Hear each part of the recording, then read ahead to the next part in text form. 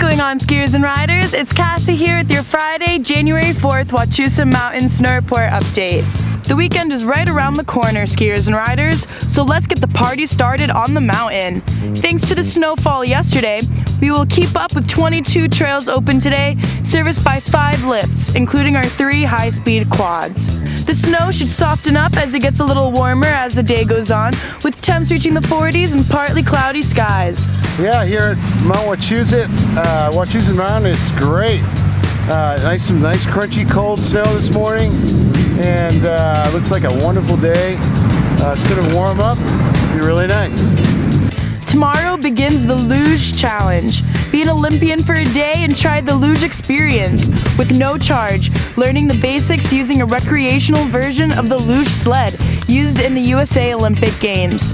And polar beverages will be on site throughout the winter for samplings and fun and games for the whole family. And that's all for now. Thanks for tuning in. Go check us out on all our social media, and I will ski you on the slopes.